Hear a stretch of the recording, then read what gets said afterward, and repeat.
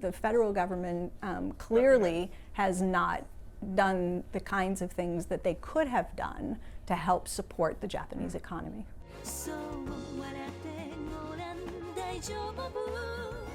And we say we would like to do more to provide assistance to these groups because they're hurting and struggling.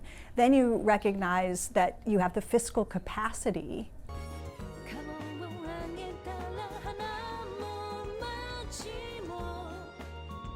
It's ambitious, and I hope you are correct.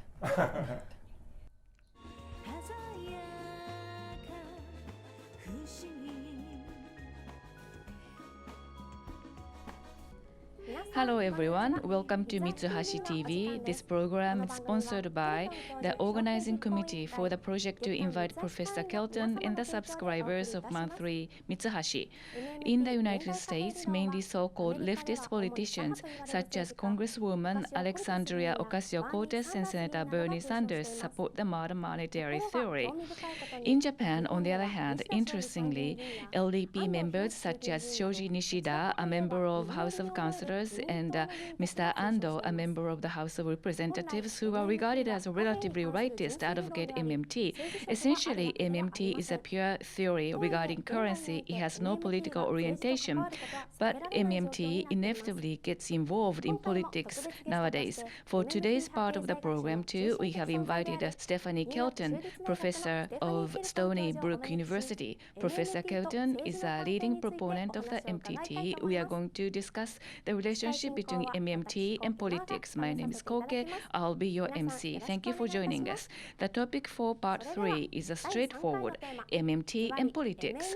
Will MMT lead American and Japanese politics in the right direction?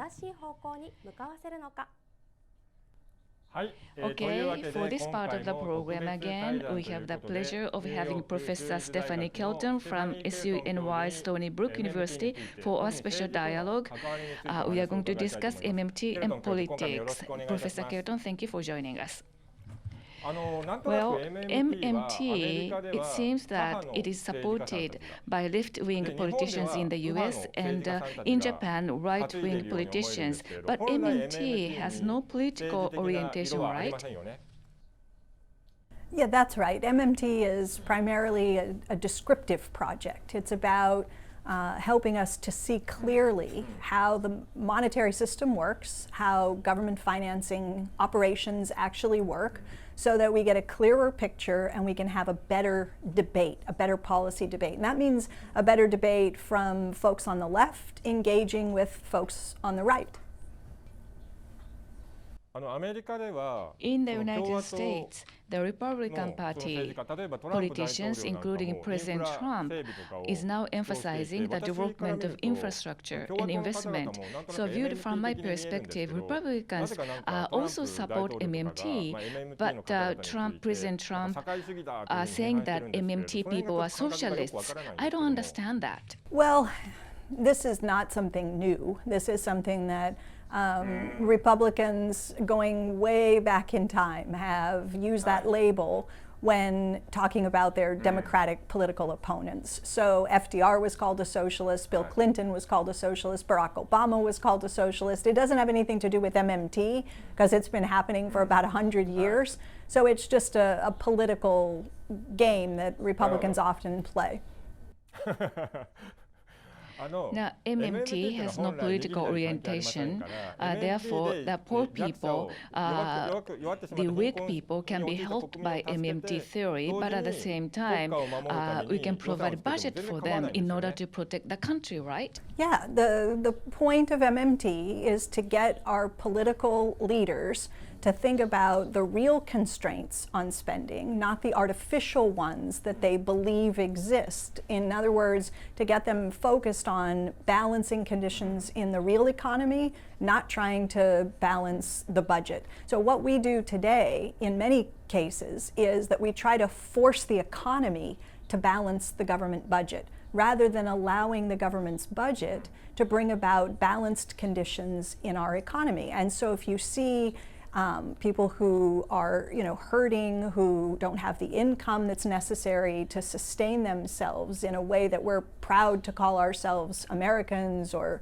Japanese, and we say we would like to do more to provide assistance to these groups because they're hurting and struggling, then you recognize that you have the fiscal capacity to do just that. And so MMT is helpful in that way.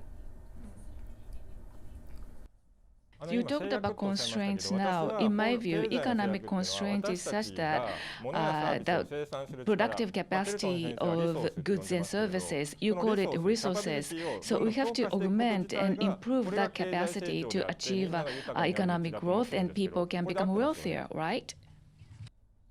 Yeah, so one important thing is to, over time, build up capacity so that you have the ability to do more within the economy. But the low-hanging fruit is the existing capacity that you have that's not currently being utilized. So it's the unemployed resources, it's the people who aren't working who could work, it's the factories that still have room to produce more, it's the machines that are idle. So the first thing is to use all the capacity that you have, and then along the way to make the investments in the economy that will build capacity over time. And usually those include things like investing in infrastructure, in education, and in research and development. Those are the three key areas that help to drive long-term potential growth. In the United States politics, if we look at the debates regarding MMT in US politics, what was surprising that Senator David Verdew, together with 4 other people, submitted a Senate resolution to condemn MMT. So this seems to be a political performance, or are they really serious? MMT is a problem. It's a political performance. It's a political performance. What they're trying to do is to force the hand of Democrats, to force Democrats to come out and say, actually, we agree deficits are bad and dangerous, and we're not paying attention to this MMT stuff. So they're very worried that MMT is going to help inform lawmakers that in a way that allows them to pursue policies that are broadly aimed at helping the majority of the population, because the Republicans prefer to pursue policies that are aimed at helping a thin slice of the population. Understood. So the information to help the general public goes to the Senate to be resolved. However, this is a problem in the US. Well, I don't think this is going to go anywhere. Nobody does. This was a theatrical stunt. But to have 5 United States senators introduce a resolution, as you said, condemning modern monetary theory as dangerous, what they mean is that it's dangerous to their vested interests. That's what they mean. Understood. In Japan too, just like senators, there are doomsayers of fiscal bankruptcy. There are actually many of them in Japan, and we don't think there will be a fiscal bankruptcy. We are saying that government should spend more money, so we are always attacked. There are doomsayers of fiscal bankruptcy in the US, in Japan. If they gain correct understanding about MMT, do you think they will gain right understanding and change their views in the future? Well, here's what I think. In the case of the Republicans in the US, this is the party that I know best, they have been saying for decades that the country can go bankrupt, that deficits are very dangerous, that the debt is on an unsustainable trajectory, fiscal crisis. They've been saying this for decades. But when they were in control of all of the government, when they had the House, when they had the Senate, when they had the White House, what did they do? They massively increased the deficit and added to the national debt. In other words, they do not care at all. They are not afraid of deficits. They are not afraid of adding to the debt. When they had the opportunity, they massively increased deficits through these big tax cuts that they passed, which is, I think, evidence that Republicans actually do understand that all deficits are good for someone, because their deficit is someone else's surplus. And what they did was use the budget deficit to put the surplus in the hands of the people that they're most interested in helping. And that means big corporations and the wealthiest people in our country. So listening to that story in the case of Japan, we have a government expenditure history, and I think this is the evidence of no one understanding about fiscal position, it seems. Well, yeah, I think that's right. I mean, look, this is a striking picture. You essentially have virtually no contribution coming to the overall growth and health of the economy, almost no contribution coming from the government sector. And like I said earlier, there are basically two ways to grow the economy. One is through public deficits, and the other is through private deficit spending. So you have put all of the burden of economic growth onto the private sector and waiting around for them to take on debt to produce a strong economy. And it just hasn't happened. And the federal government clearly has not done the kinds of things that they could have done to help support the Japanese economy. So with regard to MMT, if we talk about this in Japan, we get attacked in this way. MMT will not be able to control inflation rate, therefore there will be a hyperinflation. What do you respond to that? Well, first of all, the probability of hyperinflation is basically zero. So let's put that off the table. You're not going to have a hyperinflationary episode. You're a country that has been struggling for 2 decades or more to get some inflation, right? To just fighting to get the 2% target that the BOJ has set. So a little bit more inflation would be very welcome here. You know, MMT is not about controlling prices. MMT is about regulating fiscal policy in a way that maximizes the full employment here at home and avoiding inflation. Prices are not something that economists understand well. Inflation is not something that economists understand well, and they will admit to you that our models of inflation are very broken. And that's why in the US, we've struggled for a decade to generate 2%. Europe has struggled for about a decade to hit 2%. You've struggled for 2 decades to get your 2% target. So inflation is just not a phenomenon that we understand well. But what we do understand is that there are real limits in the economy. Most of the time when inflation happens, it's not because we push beyond our capacity constraints, it's because something else happens in the economy to move prices higher, usually on the supply side with rising costs. In Japan, as you say, more than 20 years, deflation continues as prices are in the negative territory. But even so, the MMT, like fiscal expansion, controlling inflation rate, if you say that, people say that that would bring about more inflation. However, we are trying to pull the economy out of deflation. Why is this cycle occurring? Do you have anything to say? Well, I don't know exactly why. I think that when people hear about MMT, very often it gets described as, incorrectly described, as a theory that says that it's about printing money. And when you describe MMT as a theory that says we should print money, then people automatically associate printing money with inflation. And so that's very difficult to overcome. The first thing you have to do is correctly inform people about what MMT is. It's not about printing money, right?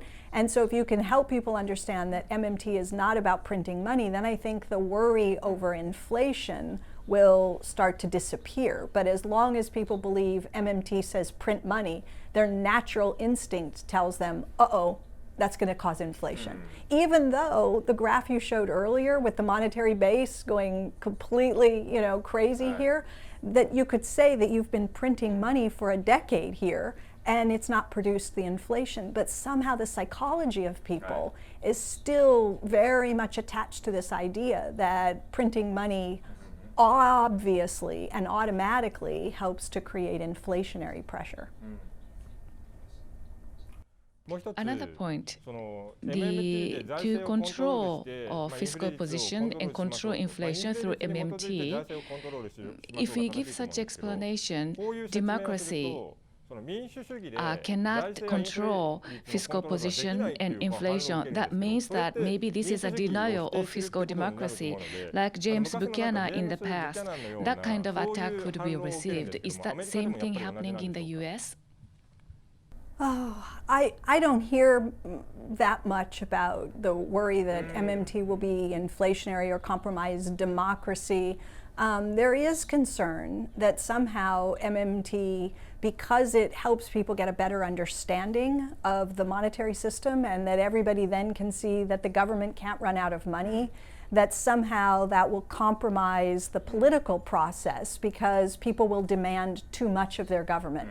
They'll say, well, you can afford to put more money in education and this and that and the other, so we want everything, right? And that is a concern for some people. Another point I am interested in that proposing a fiscal expansion to Japan, like Paul Krugman and Lawrence Summers, these economists are saying they're criticizing MMT. Why are they criticizing MMT?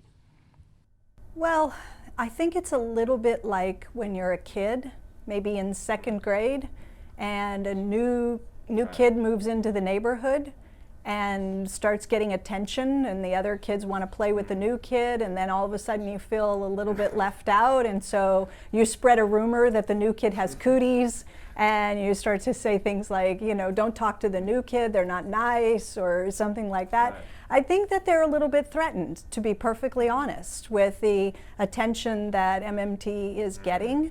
And the part of the reason that we've gotten attention is because we've been right about all of the big things. And we have a better record than they do in terms of the economic policy and the policy predictions and so forth. And I think they're a little bit upset by the fact that we've performed better with our economic forecasts and we're getting a lot of attention for it. And I don't think they like it very much. So MMT policy or logic or tools or functions, I should say, there is a job guarantee program, or JGP. Could you briefly explain about JGP? Yes, and this is actually the most important feature of MMT when it comes to the inflation piece, because the job guarantee is actually the policy that helps to control inflation, okay? So what we're suggesting is that right now we use unemployment to fight inflation, right? The central bank tries to find the right amount of unemployment, the right number of people to trap without work, and that's how they think they fight inflation, by keeping some slack in the economy, by keeping a certain number of people out of work. That's how they fight inflation. And MMT says this is extremely inefficient and it's cruel and we can do better. And so instead of relying on an unemployed buffer stock of people to fight inflation, MMT wants to use an employed buffer stock.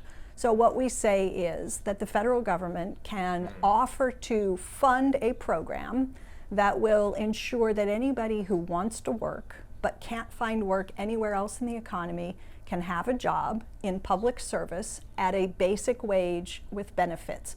And so what happens is, as the economy goes through its natural business cycle, booms and busts, when there's a downturn in the economy, when it's weak, the size of the public employment program increases and the deficit increases as you hire more workers. That helps to support income, so it supports consumption, so it shortens the recession, and as the economy recovers, those workers transition back into the private sector, the pool of government workers shrinks, and so the deficit automatically shrinks. So what you have is a powerful new automatic stabilizer at work that is pushing the deficit to grow when the economy is weak, shrink when the economy improves, help stabilize the economy, and also stabilize prices through the process. Understood. JGP and MMT around the world, if the full employment is completely achieved, then so-called economic immigrants don't have to leave their countries and many other problems will be solved as a result. I actually think that is correct. I mean, people are moving. In some cases, they're moving for other reasons, right? It's not always economics that drives migration patterns. It could be climate related, so all the jobs in the world won't keep you at home if your environment is becoming, inhabitable in terms of the climate. But leaving that aside, if people had economic opportunities, guaranteed employment at home, huge numbers of people would not be migrating to find work in other countries. Sure. So MMT will be able to save the civilization of the world, in my view. Well, it's ambitious, and I hope you are correct. ありがとうございます。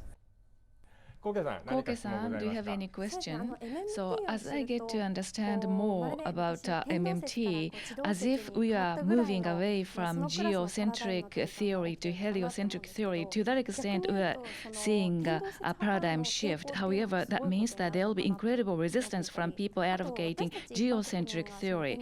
In order for us to understand or disseminate the shift from geocentric to heliocentric theory, what can we do? Well, I mean, you're doing it. I think you're doing it. You're helping to inform people, and that's really the most important part of this, because if this is just a battle between academics or politicians, we're not going to see the kind of progress. I work for someone who's famous for, among other things, saying change doesn't come from the top down, change always happens from the bottom up. And what you're doing is helping to, I think, bring about the kind of education that results in that bottom up sort of impetus for change. In other words, the people have to understand, the people have to know that their government is not broke, is not feeble, is not incapable of doing more. And once there's a better understanding among the population, then they can press their political leaders to make better public policy. And otherwise, entrenched interests are going to hold the line, and they're going to fight against these new ideas. So what you're doing is absolutely critical to moving us in the right direction. Thank you very much. We had the pleasure of having Professor Stephanie Kelton for 3 parts of a program, who is definitely the economist attracting the greatest attention in today's world. We talked with her about MMT. I truly wish that this dialogue serves as a trigger to pivot Japan in the right direction toward fiscal expansion. That is my personal hope. Professor Kelton, thank you very much for joining us. Thank you very much. MMT についてもっと詳しく知りたいという方は、三橋貴明の最新刊「知識ゼロからわかる MMT 入門」、こちらが参考になります。こちらの方は書店では購入できません。こちらの QR コードからお買い求めください。